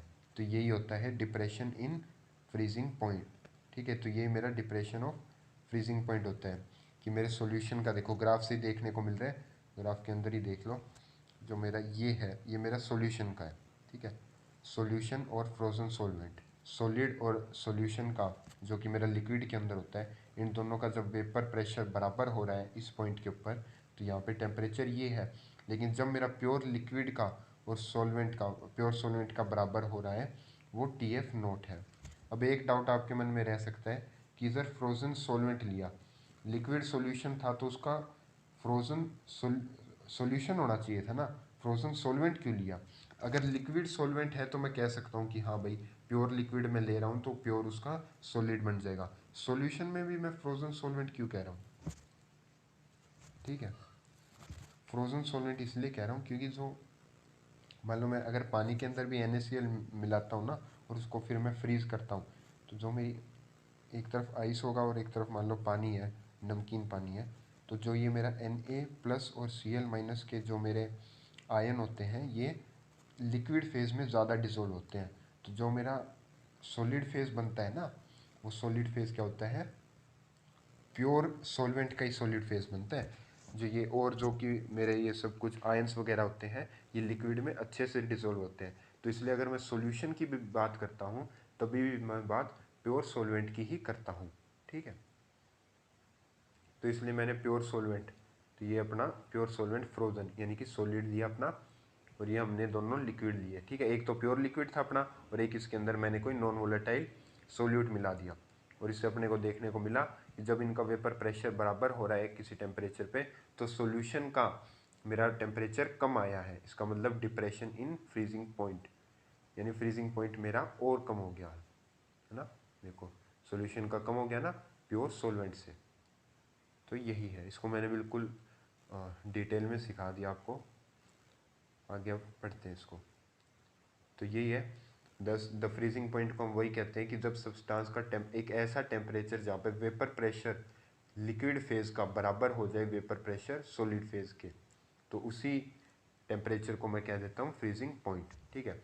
A solution will freeze when its vapour pressure equals the vapour pressure of pure solid solvent as is in clear from figure 1.8। ठीक है। तो यही है कि सॉल्यूशन भी तभी फ्रीज होगा जब उसका वेपर प्रेशर किसके बराबर हो जाएगा, प्योर सॉलिड सॉल्वेंट के। ठीक है। तो यही मैंने दिखाया कि यहाँ पे जाके फ्रीज होगा, क्योंकि ये एक ऐसा टेम्परेचर है जब मेरे सॉल्यूशन का वेपर प्रेशर और मेरे सॉल्वेंट का वेपर प्रेशर क्या हो जाएगा, बराबर हो जाएगा। तो यहाँ पे अपना फ्रीज हो जाएगा, फ्रीजिंग पॉइंट आ जाएगा, है ना। और ये आ गया pure solid solvent as from. ठीक है। According to Raoult's law, when a non-volatile solid is added to the solvent, its vapor pressure decreases and now it would become equal to that of solid solvent at the lower temperature। ठीक है। तो roles law का क्या था कि भाई अगर मैं नॉन वोलेटाइल सॉलिड मिला दूँ किसी सॉल्वेंट प्योर सॉल्वेंट के अंदर तो उसका वेपर प्रेशर कम हो जाएगा, and now it would become equal to that of the solid solvent at the lower pressure at the lower temperature. और अब वो किसके बराबर हो जाएगा, सॉलिड सॉल्वेंट का, लेकिन लोअर टेम्परेचर मुझे और कम करना पड़ेगा तब सॉलिड सॉल्वेंट के इक्वल होगा। क्योंकि पहले तो ज़्यादा टेम्परेचर पे अगर मेरे पास प्योर लिक्विड था तो वो ज़्यादा टेम्परेचर पे इन दोनों का बराबर हो रहा था। ठीक है, वेपर प्रेशर। लेकिन अब वेपर प्रेशर बराबर करना है मुझे तो इसका टेम्परेचर और कम करना पड़ेगा ना। बराबर वेपर प्रेशर करने के लिए अगर सॉल्यूशन बना दूँ यानी सॉल्वेंट में मैं कुछ ऐड कर दूँ नॉन वोलेटाइल सोल्यूट, तो अब जो मेरे को टेम्परेचर आएगा, प्रेशर इन दोनों का सॉलिड का और लिक्विड का अपने को बराबर करना है फ्रीजिंग पॉइंट देखने के लिए, तो अब मेरा टेम्परेचर कम आ जाएगा, है ना। इसी को ही हमने depression in freezing point, depression of freezing point कहा है। दस the freezing point of the solvent decreases. कब डिक्रीज हो जाएगा, जब उस सोलवेंट के अंदर क्या मिला दूंगा मैं, नॉन वोलेटाइल सोल्यूट मिला दूंगा। प्योर का तो जो है वो है। हाँ, अब वही let T F naught T naught F या T naught F be the freezing point of the pure solvent and TF be the freezing point when non-volatile solute is dissolved in it। ठीक है, ये सब कुछ मैं आपको बता ही चुका हूँ।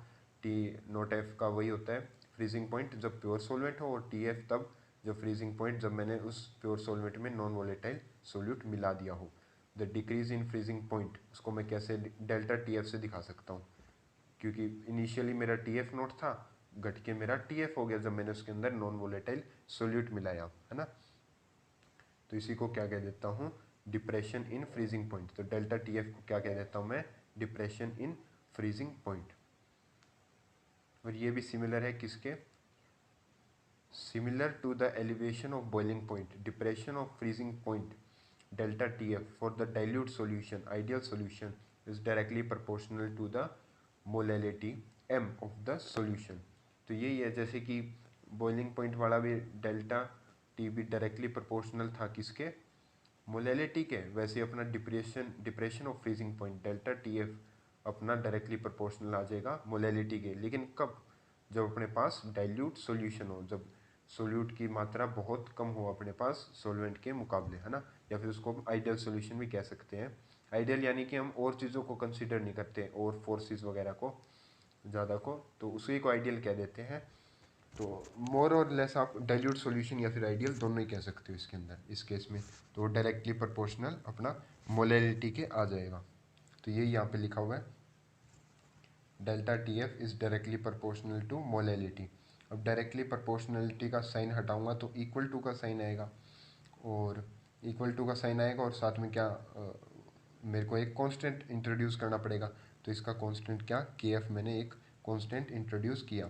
और जैसे अपना के बी था वो सॉल्वेंट के नेचर पे डिपेंड करता था, वैसे ही के एफ भी अपना सॉल्वेंट के नेचर पे डिपेंड करता है। The proportionality constant Kf, which depends on the nature of solvent, is known as freezing point, depression constant या फिर मोलल डिप्रेशन कांस्टेंट या फिर क्रायोस्कोपिक कांस्टेंट। तो इसके भी 3 नाम अपने को दे रखे हैं, ये भी ध्यान रखना कि केएफ को क्या क्या कह सकता हूँ मैं, फ्रीजिंग पॉइंट डिप्रेशन कांस्टेंट और मोलल डिप्रेशन कांस्टेंट या फिर क्रायोस्कोपिक कांस्टेंट। तो इसके भी 3 नाम हैं। अच्छा, अब के एफ की यूनिट भी सेम वही होगी। द यूनिट ऑफ के F is kelvin K G per मोल, जैसे कि अपनी के बी की थी, है ना, क्योंकि बात तो सेम ही है। डेल्टा टी भी था भाई, टेम्परेचर चाहे मैं फ्रीजिंग की बात करूँ बॉइलिंग की बात करूँ, टेम्परेचर तो केल्विन में ही रहेगा ना। ऐसा थोड़ी है कि टेम्परेचर की मैं कोई नई यूनिट ही बना दूंगा या कुछ और कर दूंगा। टेम्परेचर टेम्परेचर है। और ये भी मोलैलिटी तो मोलैलिटी रहेगी, है ना। चाहे मैं किसी की बात करूँ कि मोलैलिटी का क्या मतलब होता है, मास of solute divided by mass of solvent in KG. तो इसकी भी यूनिट सेम, किसी के एफ की भी यूनिट क्या रहेगी जो के बी की थी, क्या थी, केल्विन केजी पर मोल, जो कि हमने निकालनी सीख भी ली थी। If W2 gram of the solute having molar mass M2 present in W1 gram of solvent produce the depression in freezing point delta TF of the solvent, then the molality of the solute is given by the equation। ठीक है, W2 अपना कितना मास में लेके आए solute का, और M2 क्या है, मोलर मास ऑफ सोल्यूट, और W1 क्या है, कितना मैं सोलवेंट लेके आया हूँ, कितना मास का सोलवेंट लेके आया हूँ मैं, कितना मास सोलवेंट का लेके आया हूँ। और produce a depression of freezing point delta T F का, ये डिप्रेसिंग अपने को पता ही है, डिप्रेशन आएगा फ्रीजिंग पॉइंट का अगर मैं सोलवेंट के अंदर सोल्यूट मिलाऊंगा कुछ।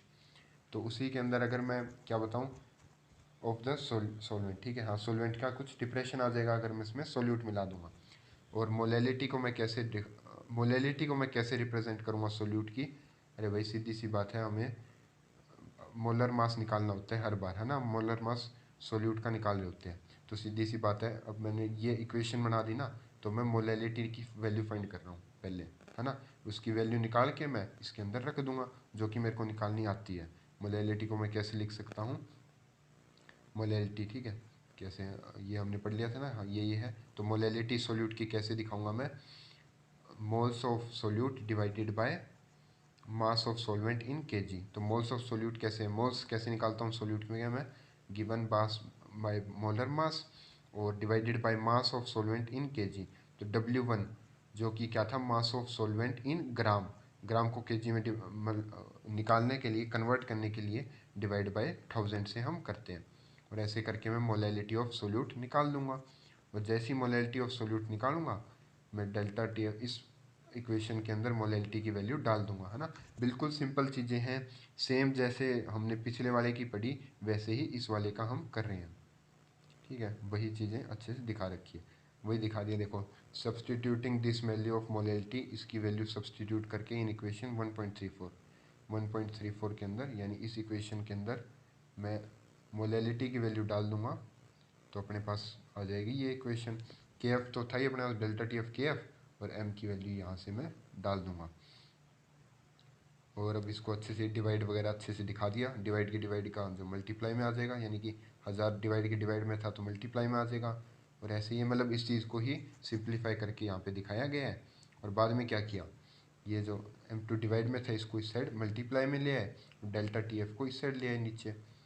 तो इस इक्वेशन को फाइनली हमने ऐसे बना दिया, है ना। ये सब तो भाई बातें हैं ना, कितना ही घुमाते रहो, चाहे 20 फॉर्मूले याद कर लो, ठीक है। मान लो W1 को इस साइड ले जाऊँ, M2 को नीचे ले आऊँ तो एक और फार्मूला, तो ऐसे कुछ ही बनाते रहो। आपको मेन तो ये ध्यान होना चाहिए, है ना, ये ध्यान होना चाहिए, और सब चीज़ों का अपने को मतलब समझ में आना चाहिए, तो हमारी बात बन जाएगी। ऐसे ही बॉइलिंग वाले का था, delta T B is equal to K B into molality, है ना।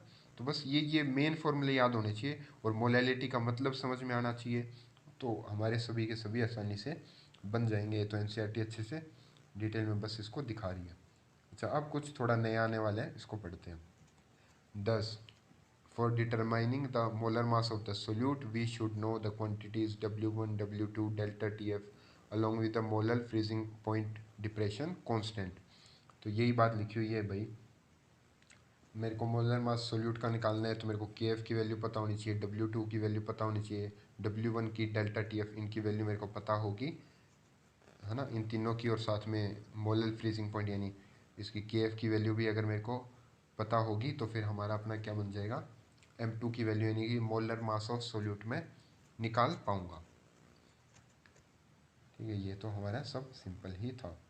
अब और भी मैंने थोड़ा बहुत आपको बताया था कि जो KF और KB की वैल्यू है वो किस पे डिपेंड करती है, नेचर ऑफ सोलवेंट। ठीक है, सोल्यूट नहीं, सोलवेंट, सोलवेंट के नेचर पे डिपेंड करती है। और इसका फॉर्मूला भी दे रखा है एनसीईआरटी में, तो इसको भी ध्यान कर लेंगे। अच्छा, इसको याद करना है। ठीक है, can be ascertained from the following relations. तो KF और KB के हमारे पास फॉर्मूले हैं ये दोनों के, इनको ध्यान करना है। क्या है, आर, आर क्या अपना गैस कांस्टेंट। ठीक है, आर अपना गैस कांस्टेंट है। M1 क्या है, M1 अपना वही है, मोलर मास है। अब मोलर मास किसका होगा अपने पास, सॉल्वेंट का होगा, है ना, क्योंकि मोलर मास सॉल्वेंट पे डिपेंड करता है। ये इस पे M2 क्या था, मोलर मास सोल्यूट का था, वो हम पहले अपना अलग फॉर्मूला बना रहे थे। लेकिन मैंने आपको बताया कि KF और KB किस पे डिपेंड करते हैं, हमारे सॉल्वेंट के ऊपर, है ना, सॉल्वेंट का क्या नेचर है। तो इसके अंदर M1 लेंगे, M2 मत ले लेना, क्योंकि सॉल्वेंट के नेचर पे डिपेंड नहीं करता, हमारे सोल्यूट के नेचर पे डिपेंड नहीं करता, हमारे सोलवेंट के नेचर पे डिपेंड करता है। तो इसके अंदर खास ध्यान रखना कि कौन सा मोलर मास लेना है मुझे, सोलवेंट का मोलर मास लेना है इसमें। ठीक है, आर तो गैस कांस्टेंट है, वो तो अपने को पता ही है। TF², ठीक है, ये तो टेम्परेचर की आपको हमें वैल्यू मिल जाएगी, TF², और 1000 है। डेल्टा H फ्यूज़न की भी हमें वैल्यू मिल जाएगी कि कितनी हीट हमें उसके अंदर रिक्वायर्ड होगी अपने को फ्रीजिंग वाले के लिए, कितनी हीट रिलीज होगी, ये वो है। ठीक है, तो ये सब कुछ अपने को दिया जाएगा, बस अपने को मोलर मास ध्यान रखना है, अपने को किसका, सोलवेंट का लेना है। सेम KB होगा अपने पास, तो ये होगा आर अपना वो गैस कांस्टेंट, M1 भी अपने को पता है मोलर मास सोलवेंट का, TB², क्योंकि अब KB की वैल्यू कर रहा हूँ तो TB² की वैल्यू की बात करनी पड़ेगी, ये भी अपने को मिलेगा 1000। और अपना डेल्टा H वेपोराइजेशन कि कितनी हीट उसमें रिलीज होगी, और ये अलग अलग केसेस में अपना डिपेंड होता है ना, वो सब कुछ अपने को क्वेश्चन में दिया जाएगा कि कितनी रिलीज हो रही है। अगर अपने को फ्यूज़न दे रखी है हीट की, वेपराइजेशन दे रखी है, तो ये अलग अलग अपने क्वेश्चन के अंदर दिया जाएगा, और हमें क्या करना होगा, इनकी वैल्यू निकालनी होगी। और सिंपल और थियोरेटिकल भी सवाल बन सकता है कि KF और KB किसके उस पर डिपेंड करते हैं, किसके नेचर पे डिपेंड करते हैं, किसके क्या पे डिपेंड करते हैं। तो पता होना चाहिए आपको कि सॉल्वेंट के नेचर पे डिपेंड करते हैं बस। ठीक है, और ये दो फॉर्मूले अपने को याद कर लेने हैं, तो यहाँ से अपना बिल्कुल अच्छे से हो जाएगा। अब नीचे थोड़ा बहुत दे रखा है कि here the symbols R and M1 stand for gas constant. R को गैस कांस्टेंट कहते हैं, M1 को क्या कहते हैं, molar mass of the solvent respectively, है ना, कि R को मैं गैस कांस्टेंट कहता हूँ, M1 को मैं मोलर मास कहता हूँ सॉल्वेंट का, है ना। और TF और TB भी अपन ने पढ़ लिए थे पहले। TF क्या अपने पास फ्रीजिंग पॉइंट, और TB क्या अपने पास बॉइलिंग पॉइंट, है ना, of pure solvent respectively in kelvin. तो ये प्योर सॉल्वेंट का क्या है अपने पास, बॉइलिंग पॉइंट है। ठीक है, इस चीज़ का तो अच्छे से ध्यान रख लेना कि प्योर सॉल्वेंट के बॉइलिंग पॉइंट है ये TF और TB।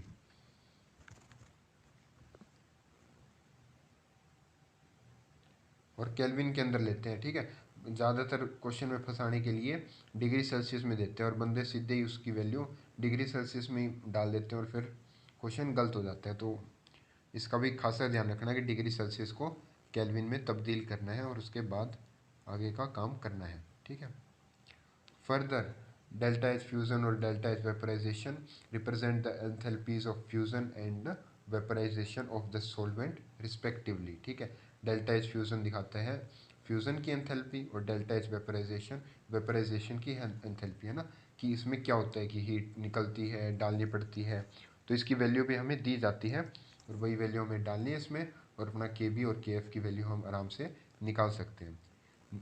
नीचे की टेबल हम आधी पढ़ चुके थे, है ना, अलग अलग सॉल्वेंट के बारे में हमने बॉइलिंग पॉइंट देख लिया था, किसी का क्या, अच्छा KB की वैल्यू भी हमने देख ली थी, KB की वैल्यू, ये KB के साथ ये इसकी यूनिट लिखी है ना, केल्विन kg पर मोल, और बॉइलिंग पॉइंट केल्विन के अंदर। ऐसी फ्रीजिंग पॉइंट की वैल्यू भी इनके अंदर अलग अलग की हमें दे रखी है ना, जैसे वाटर की 273 है, और क्लोरोफॉर्म की कितनी है 209.6 केल्विन है, और KF की वैल्यू भी यहाँ पे दे रखी है। ऐसी है, देखो जब पहले बॉइलिंग पॉइंट की बात कर दी, तो KB की बात कर दी, फ्रीजिंग पॉइंट की बात कर दी, फिर KF की बात कर देते हैं। KF भी अपने को पता है सॉल्वेंट के नेचर पे डिपेंड करता है, तो वाटर का अलग है 1.86 है, बेंजीन का अलग है 5.12, ठीक है, कार्बन डाइसल्फाइड का अलग होगा 3.83। ये याद नहीं करना, जस्ट फॉर आपकी इन्फॉर्मेशन के लिए यहाँ पे दे रखा है, ठीक है। और इसी के साथ अपना 3 हमने प्रॉपर्टीज़ अच्छे से अपनी डिस्कस कर ली है ना। डिप्रेशन इन फ्रीजिंग पॉइंट भी हमने सारी अच्छे से अपनी समझ ली है, ठीक है। और इसके बाद हम अगले लेक्चर में क्या पढ़ने वाले हैं, अपना ऑस्मोसिस एंड ऑस्मोटिक प्रेशर। तो इन चीज़ों को अगले लेक्चर में हम डिस्कस करेंगे, ठीक है। आज के वीडियो में बस इतना ही, मिलते हैं अगले लेक्चर में। Okay bye.